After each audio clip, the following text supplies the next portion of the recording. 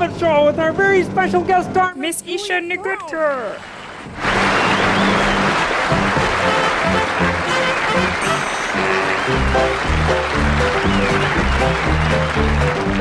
It's time to play the music.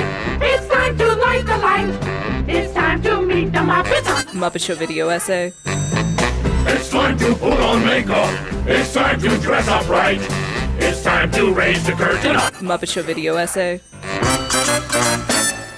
Hey, have I got an opening joke for you tonight?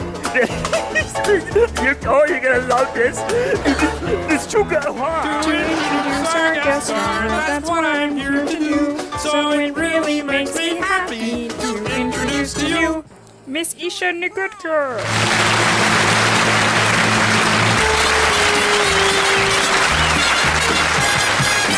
But now let's get things started on The most sensational, inspirational, celebrational, motivational. This is what we call Muppet Show video essay.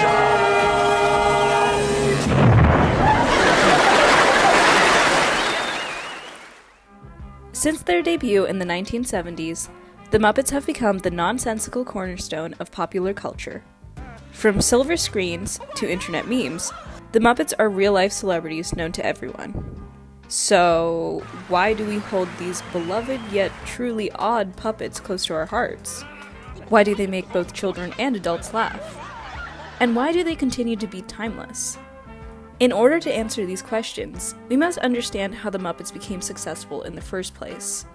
Not their success story in the Muppets movie, but their actual success story, when the variety comedy series The Muppet Show first started airing in 1976. In this video, I hope to answer how the format and humor worked for The Muppet Show, and why it still resonates with audiences today.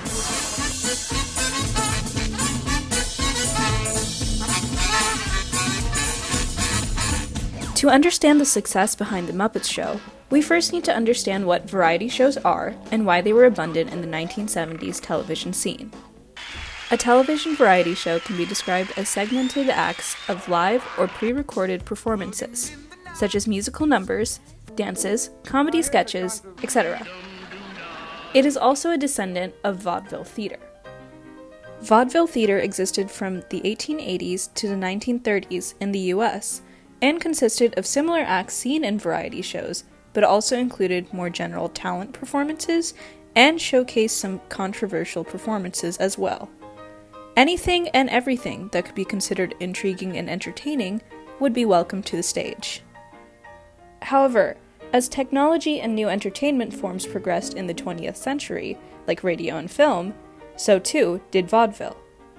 With the theater scene beginning to decline in the 1910s, elements of vaudeville were soon adapted to radio shows. Now, live entertainment could reach audiences across the nation. Comedy radio shows, which mixed music, comedy, and advertisements, began to increase in popularity, like Jack Benny's Canada Dry program, or the Texaco Star Theater. To accommodate for this shift in medium, MCs like Jack Benny and Milton Berle were included to better control the flow of the program, and thus, the variety show was born. The format of the variety show made a smooth transition into television and diversified from there. Variety shows of all different types ran for almost 50 years on television. The key behind its success? Live performance. Viewers were able to connect to the material more because of this nature, and the fast-paced sketches kept audiences from becoming disinterested. When asked about the pace of these sketches, director George Schlatter said, "So what? There's another joke coming along in just a few moments." By the 1970s, comedy variety shows proved that they were a lucrative format for successful modern entertainment. So, why the hell did Jim Henson decide to use puppets?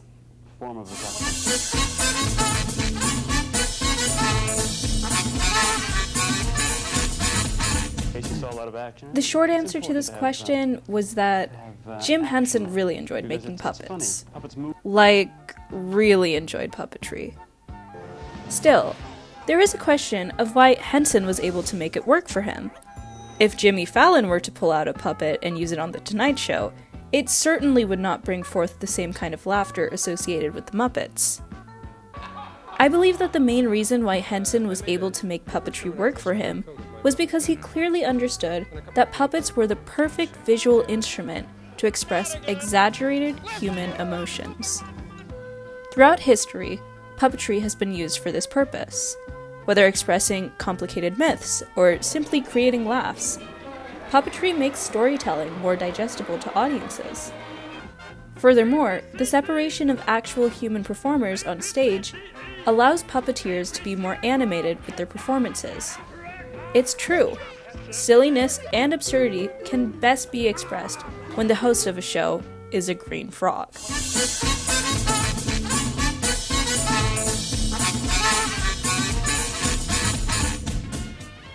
Combining the successful format of the comedy variety show with the expressive freedom of puppetry, Jim Henson premiered The Muppet Show in September 1976. By December, the Muppets were international celebrities. Let's go Muppets! From Rolf the Dog's surprising musical abilities, Miss Piggy's jealousy and karate chops, the adored guest stars, and Kermit's charismatic hosting, The Muppet Show found success through its clever use of the carnivalesque. Coined by Mikhail Bakhtin, the carnivalesque refers to humor that is used purposefully to express reversals of power and social order. It is similar to the spirit of carnivals and rooted in absurdity. Popular examples of carnivalesque media are shows like South Park or John Waters' movie Pink Flamingos. Now, The Muppet Show demonstrates the carnivalesque mainly in the way that it builds humor from nonsensical and silly performances. To magnify the absurdity, The Muppet Show is also a show within itself. Kermit runs The Muppet Show like it is a live variety show, yet the audience is also privy to the backstage antics of the Muppet Theater. By toting this line of reality, the show reminds the audience to embrace the unconventional and lets the audience find a form of escape. It's sheer entertainment. To better understand how this humor operates in the show, let's take a look at some of their recurring skits.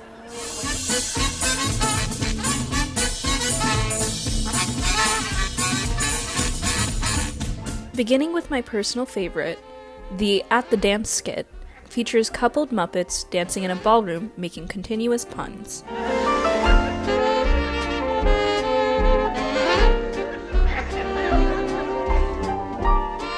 I see they finally started to class this place up. How do you mean? They're making the rats wear neckties. 2, 3, dip. 1, 2, 3, dip. 1, 2, 3, dip! 1, 2, 3, dip! Bruce, this is not a foxtrot. It is to me. As demonstrated in this clip, the simple skit uses puns and Bergson's incongruity theory to create absurd humor for the Muppet Show. Like the fox leading the foxtrot, or the classed-up rats, these jokes are incongruous to what the audience is expecting to see. This subversion of the normal also makes a strong case for the carnivalesque, because no one is expecting to see rats wearing bow ties and dancing. Finally, this skit also has some good old-fashioned slapstick to make things more unconventional, with Animal going way too hard with the dips.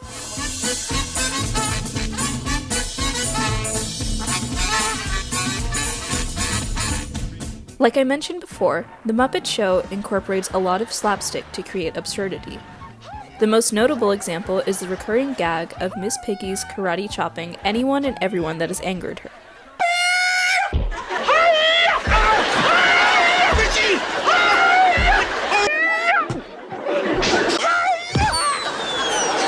Again, this builds up the carnivalesque dynamic of the show, because no one expected a pig with diva tendencies to go ham on other members of the show.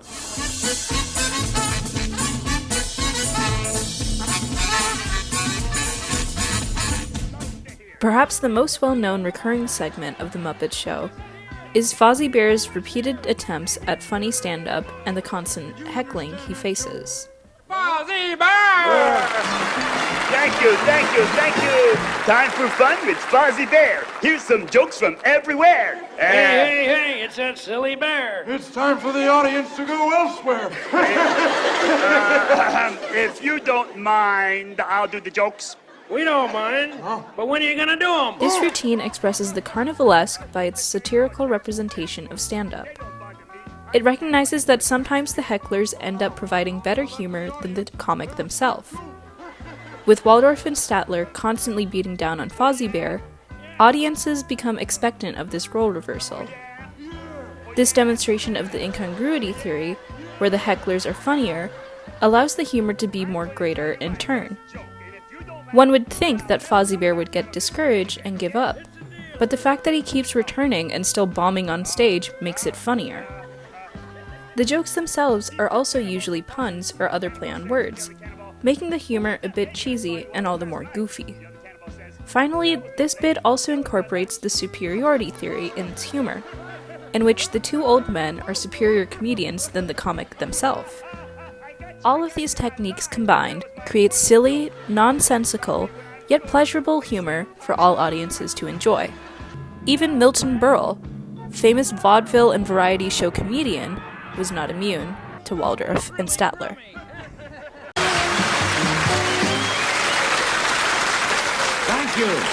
Thank you, and good evening. And I want to thank you, Kermit. Thank you for your wonderful introduction. First time I've ever been introduced by an amphibious MC. Because you know what amphibious means. It means he can be dull on land or water. I feel great. I feel wonderful. I just got back from a pleasure trip. I took my mother-in-law to the airport. And while I was there... Funny! I heard about them. It's beginning. You're the two guys that I heard about that heckle from the box, aren't you? There they are, ladies and gentlemen. Get a look at them. Starsky and Crutch. Yeah, don't start with me, boys. Don't start with me, please. Hey, Burl. What? You know what? I've just figured out your style. Really? You work like Gregory Peck. Gregory Peck's not a comedian. Well? Now, just a minute, please. I have been a successful comedian half of my life. How come we got this half? Look, did you come in here to be entertained or not? That's right. What's right? We came in here to be entertained, and we're not. Oh, yeah? I'd like to see you come down here and be funny. You first. The audience. Don't pay any attention to him, folks. He's the 9th child of a family of 8. Let me tell this story. Hey, Burl. Oh, yes, what is it? What is it? You know what you're doing wrong? What am I doing wrong? You're standing too close to the audience. Oh, yeah? Well, now, how's this? You're still too close. Oh, I'm sorry. Is this okay? Yeah, a little more. How far back do you want me to go? You got a car?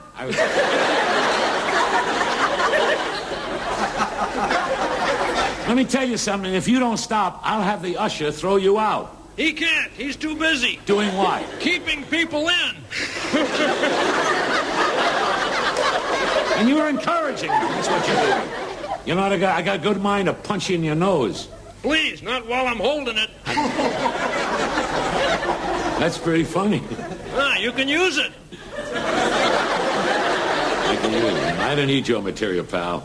I got a million funny lines in the back of my head. Yeah, how come they never reach your mouth?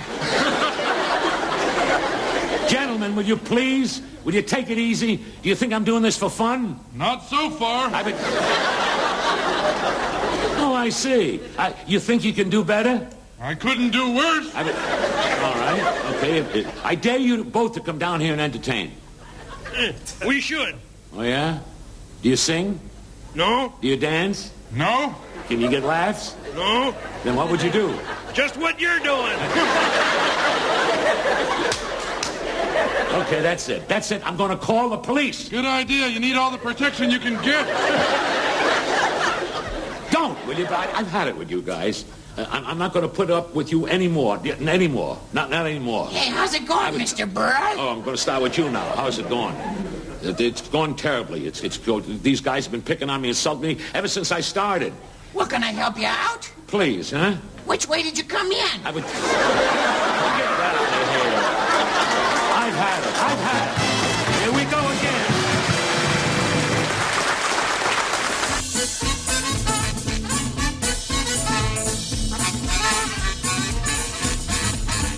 With its carnivalesque humor, its unique combination of variety shows and puppetry, and its callback to vaudeville, the show proved that the unconventional can sometimes produce the best of media. Beloved by both kids and adults, The Muppet Show is a truly timeless and wholesome piece of media that is held close to our hearts. And thank you all for joining us. We'll see you all next time on The Muppet Show.